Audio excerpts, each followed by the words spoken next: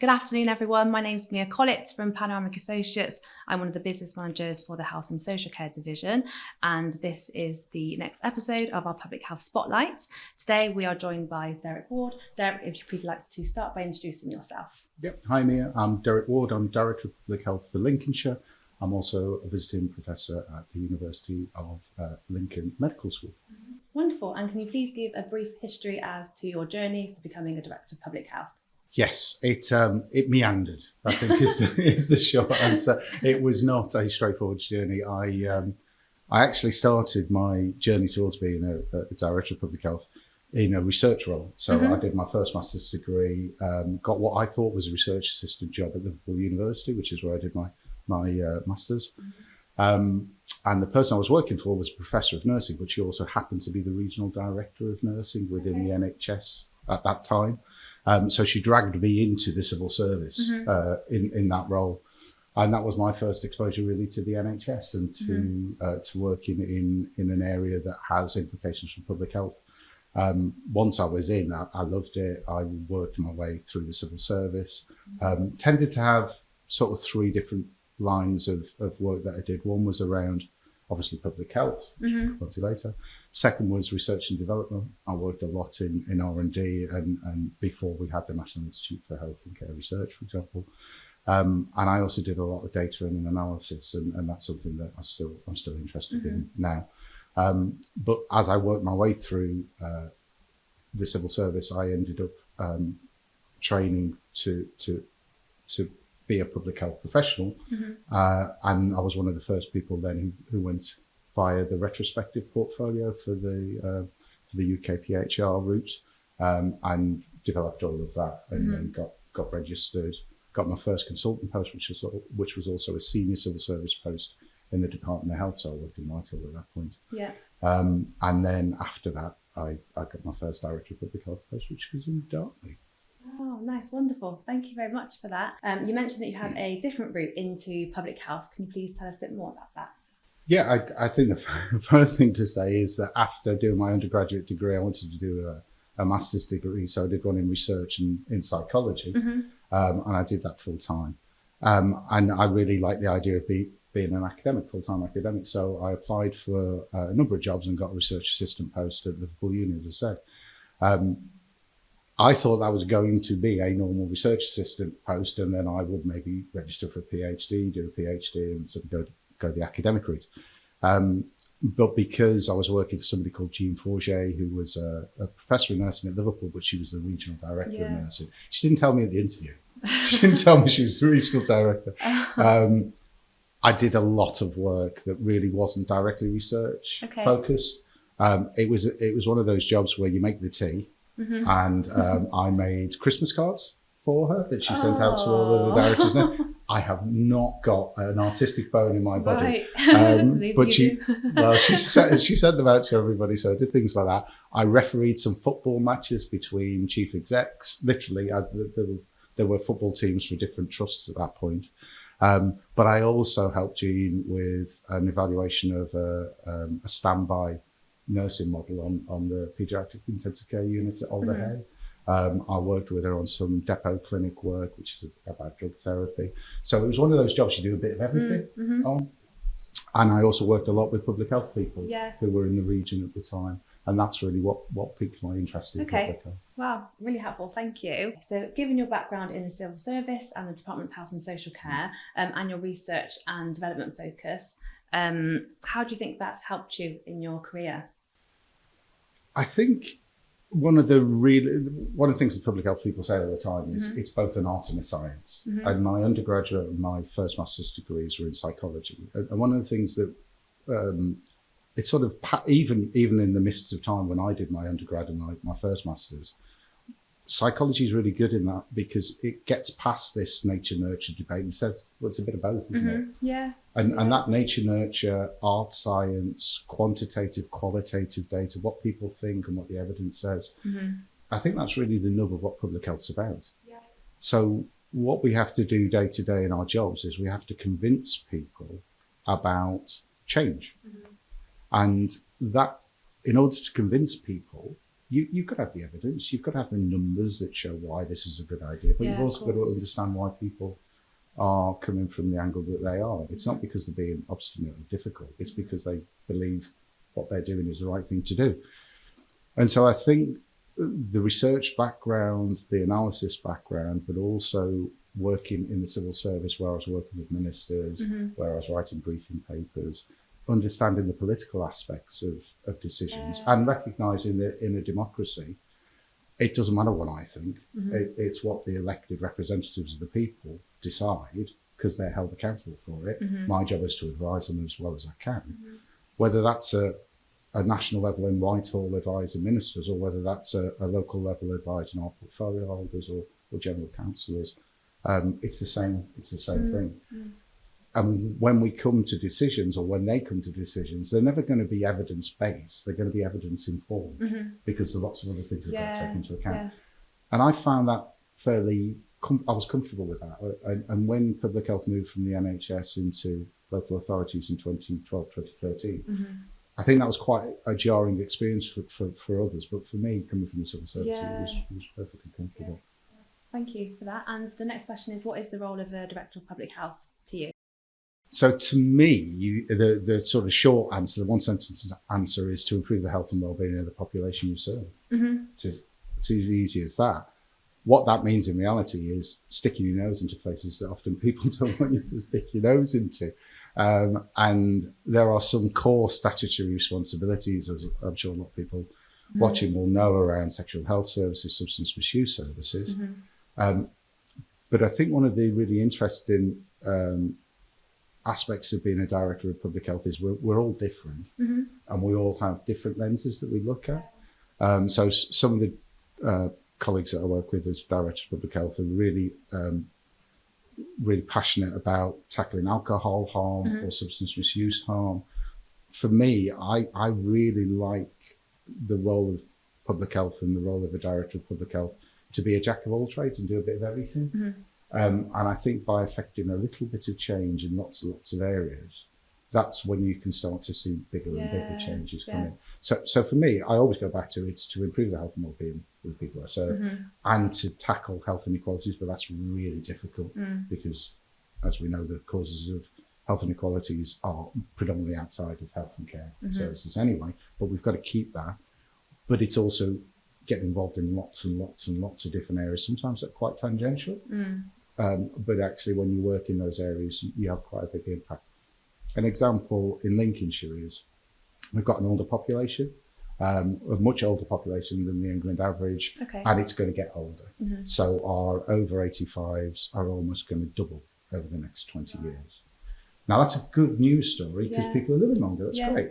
But clearly that's going to bring lots and lots of challenges with it because Lincolnshire is large. It's, I think, the third largest county in the country. It's rural. It's the only bit of the East Midlands that's got a coast, and it's a big coast. And we've got people everywhere. They're dispersed everywhere. Now, all of that means delivering services is really hard. And when you've got East Midlands ambulance service that's trying to cover the whole of the East Midlands, trying to get out to Skegness or down into South Holland, as we're going into Norfolk, is really difficult for them. So we've put in place a falls response service where people who are older might have had a fall, but it's not injured them, so that we can get out quicker. Because even if somebody has a fall and they don't injure themselves, if they're 70 or 80 and they've got diabetes, they've got lots of conditions, and they can't get back up off the floor, if they're on the floor for 6, 7, 8 hours, when the ambulance turns up, they're going to have to take them to the hospital because their diabetes is going to be out of control. If we can get out to them quicker, within an hour, and lift them up, put them in the chair, make sure they're okay, and then get community services around the following day, we avoid all of that hospital episode, but most importantly, the person gets looked after quickly. And that's one of those areas that generally people go, well, why is public health involved with something that's an ambulance service issue? But the reason is because that's what the population that I serve needs. And it's one of the priorities that the leader of our council was really keen on. So it was one of those areas that I stuck my nose in, and we were welcomed with open arms. We've now taken it a step further, and we fund a balance and stability programme that's for those people who are at high risk of falling, to try to help them improve their balance, their stability, their strength, so they don't fall Yeah. in the first place. And that's come out of some academic work that I was involved with Nottingham University around the FAME model.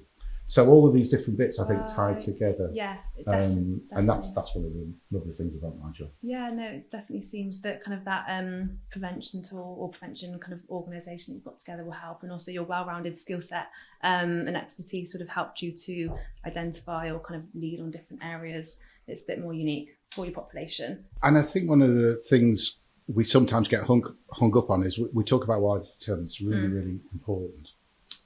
And that's primary prevention, but the role of secondary and tertiary prevention, how we help people who've already got an existing condition manage that condition better so it doesn't get worse is really important in public health for me.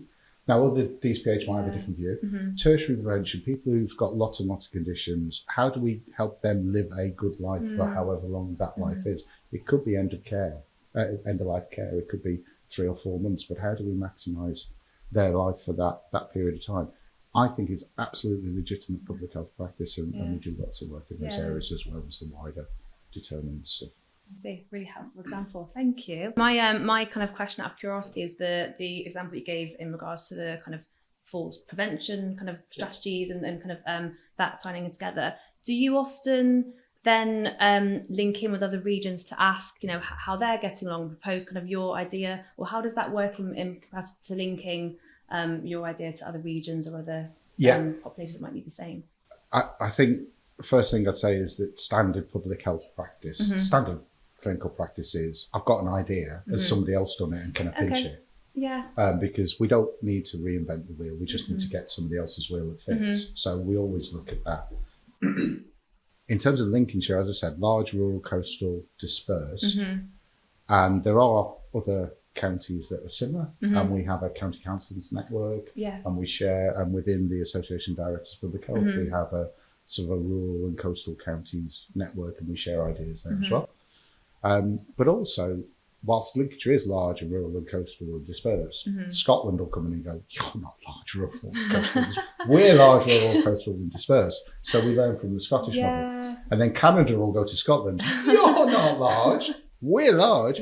So we do try and look at other parts of the country, other parts of the world. Australia as well is quite an interesting model. So we look at that, but of course in the UK we have the NHS, which is pretty well unique. So how we adapt, say, a Canadian idea into the UK context, it is sometimes more difficult. The University of Lincoln is really already had a focus on rural and coastal health and just won a big award from central funders to expand its Institute for Rural and Coastal Health. And because I've got a visiting post with the university, we can test out other models there. So we look at the evidence, we develop the evidence, and one of the lovely things about my job is you can help develop the evidence from an academic, put your academic hat on, and then you can go, actually, we'll try and see if it works here. Into practice. And then we can go back around that loop and say, this worked really well. So I was talking about the Balance and Stability Programme is based on the FAME model. The FAME model was about, can we implement something that worked in an RCT in the real world, which I was involved with. So now we've taken it a step further and we're rolling it out, and we want to scale it up. And then we're feeding that back into the academic debate about what works, what doesn't work, so that other places can learn from our learning. Yeah, really rewarding, it must be. And it's interesting, very interesting to know that those kind of idea kind of sharing initiatives can go on a global scale and kind of really help, you know, the global public health kind of moving forward. Interesting. And I think the other thing in somewhere like Lincolnshire, and it's true everywhere, one needs to look globally, but you also need to recognise the differences within the place. So in Lincolnshire, we have a district council in Lincoln that's got 2 universities, got a huge number of young people. And then we've got East Lindsey, which is sort of Skegness and Mablethorpe, much older population, coastal and rural. And so trying to have a one-size-fits-all, even within Lincolnshire, which I'm responsible for, doesn't work. So we have to be flexible within the place as well as looking globally and internationally. Yeah, thank you. Wonderful. And then the next question is that you're currently the Director of Public Health for Lincolnshire County Council. Why did you choose this organisation to be a DPH? I'm not sure I chose them. I think they chose me, which was lovely. I applied and said, yes, please may I have the job. I think I mentioned at the beginning, my first director post was in Derby, which is a 250,000 people, but in a really densely populated urban city sort of area, surrounded by beautiful Derbyshire countryside, but it's the classic donut sort of model for a city and a county model. And you can walk across Derby in probably 3 hours. I wouldn't advise anybody to try and walk across Lincolnshire in 3 hours, and certainly not from north to south. Yeah. So Lincolnshire is a 2-tier authority. We've got districts and we've got the county council. I've never worked in one before. So that was really appealing and interesting. I see. It's large, it's rural, it's coastal, it's dispersed. That's very different from Derby. And I've worked all over the country in lots of different places, but that was really interesting. And it just seemed like a really exciting role because there's a lot of coterminosity in organisations. So we've got one upper tier authority for the 750,000 people who live in Lincolnshire. We've got one integrated care board, which is really helpful. We've got one acute trust, one mental health trust, and one community trust. Now, the acute and the community trust are now coming together in a group. We've got lots of GP practices, of course, and lots of primary care networks and all the rest of it. But there's a lot of one-to-one relationships, which means you can get all of the chief execs in a room not much bigger than this, and you can affect change quite quickly. And I've worked in systems where maybe the local authority is one of 5 or 6 in an integrated care board area. And that's really difficult. And I know there's other areas where there might be 2 or 3 integrated care boards or a couple of integrated care boards, or the boundaries aren't aligned. And that's quite difficult. Right. Now, obviously, all of this happened after I'd got the job, but the idea of a one-to-one relationship always was appealing. Right. And you can change quite a lot quite quickly. I see, thank you. So the next question is, you're a member of the ADPH's council. What does that involve and what does that mean to you? What it should involve is me attending lots of council meetings and representing, as one of 2 representatives from the East Midlands, the East Midlands Directors of Public Health View. I'm a terrible council member. I would have to put my hands up. I'm sure Greg will tell me off. I don't get to anywhere near as many meetings as I should, but I feed in through other ways. I think what the ADPH is there to do is to advocate for the voice of, I know we're called the Association of Directors of Public Health, but we were advocating for the public health population, I think, and therefore the people that we serve, so the people of the country. And I think what ADPH can bring that's different is that getting your fingers in lots of people's pies, which they don't like often. It's not great from a health protection perspective either, to be honest, unless you wash your hands first. But we can look across and we can help lift people's gazes up. I think one of the jobs within public health is, if you are a director of adult social services or children's services, if you're the chief executive of an acute trust, you're very focused, and you should be, on what the day-to-day job is. But it's really, really difficult to lift your head and look wider. And I think one of the jobs of public health is to help people look up and look out, as well as help them focus and do things better. And I think ADPH probably has a unique voice in that space with central government, because, you know, I've spent 30 years training, I've worked all over the country, I've worked in Whitehall, I've worked in lots of places.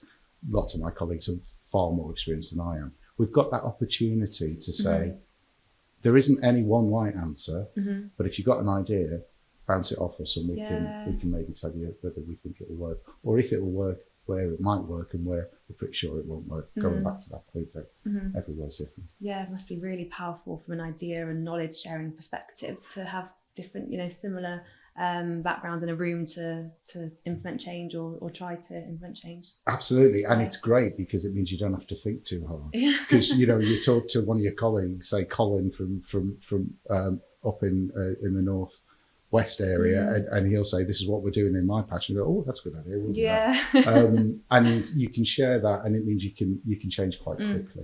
That's fabulous. So what is one thing that you wish you would have known, or a skill that you wish you would have developed before becoming a director of public health? I wish I had known how to run a business. Okay. Because I think growing up in the civil service is great, because every time you get a promotion, you get like a package of support from our management, and then when you get more senior, you get leadership support. It's brilliant. But you don't get told how to run a 37 million pound business. And actually I get other money. I'm responsible for other services within the council.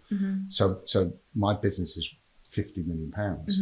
So the real basics of time management, of running a business, of focusing on staff and making sure that they develop and they're connected to what you're doing. All of that sort of stuff is stuff that you sort of have to learn on the job, unless you're really lucky. So that I would have loved to have had all of that before I started. Hopefully I've learned it over the years, and I'm sure. I've got an approach that I take now. So we focus on people, pounds, priorities and performance, people being first on purpose. And we have a sort of a business model around that. And it's almost a lift and shift type model. So, you know, we could go into Brighton and use the same model. We could go into Manchester and use the same model. But it's sort of a business model, and you don't get taught that anywhere. No. So that would have been useful. Okay. And out of interest, how many staff members do you manage approximately? Well, we've got about 85 in the public health team. We've got a big public health team, really strong health protection and health intelligence functions that we've managed to maintain thanks to our counsellors, really seeing the value and the benefit, and they were fundamental in our response to COVID. And then just arranging with the staff in lots of different areas. So it's a big team. A sizable team. But I think the more important thing is how many other people we influence. You know, each one of those 85 people has probably got the fingers in 10 pies. Yeah. So that's when you can start to really affect change.